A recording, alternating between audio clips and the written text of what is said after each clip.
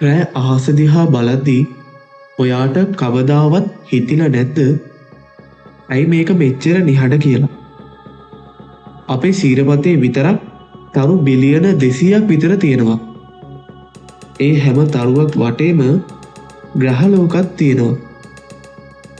ඉතින් ගණිතමය සම්භාවිතාව අනුව ගත්තොත් මේ විශ්වය ජීවීන්ගෙන් පිරීලා තියෙන්න ඕන. සද්ද බද්ද වලින් පිරීලා තියෙන්න ඕන. ඒත් ඇයි මේක සොහොන් පිටියක් වගේ නිහඬ? විද්‍යාඥයෝ මේකට කියන්නේ ෆර්මි පැරඩොක්ස් කියලා. හැබැයි මේකට උත්තරේ විදිහට ඉදිරිපත් වුණු එක න්‍යායක් තියෙනවා. ඒක අහපු ගමන් ඔයාට ආයෙමත් රෑ අහස දිහා බලන්න බයි. ඒ තමයි අඳුරු වනාන්තර න්‍යාය. නැත්නම් The Dark Forest Theory එක.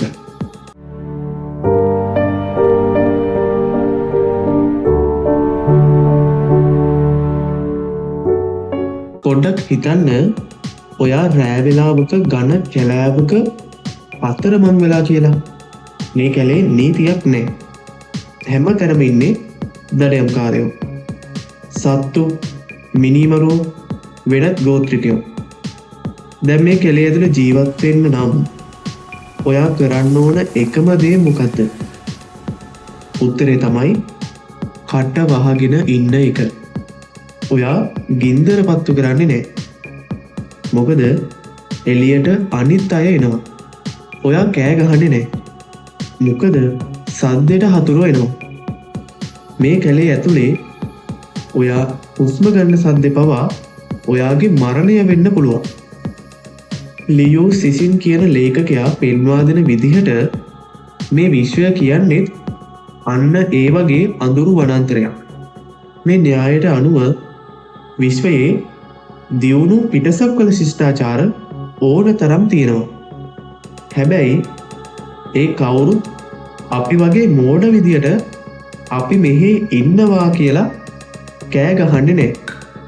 මොකද ඔවුන් දන්නවා තමන් ඉන්න තැන පෙන්නුවොත් ඊට වඩා බලවත් ශිෂ්ටාචාරයක් ඇවිත් එයාලව විනාශ කරනවා කියලා. ඒ නිසා විශ්වයේ ඉන්න දියුණුම ජීවිත් කරන්නේ සද්ද නැතුව හැංගිලා ඉන්න එක. මේ විශ්වය නිහඬ වෙලා තියෙන්නේ ජීවීන් නැති නිසා නෙවෙයි. හැමෝම දඩයම්කාරයොන්ට බයේ හැංගිලා ඉන්න නිසා.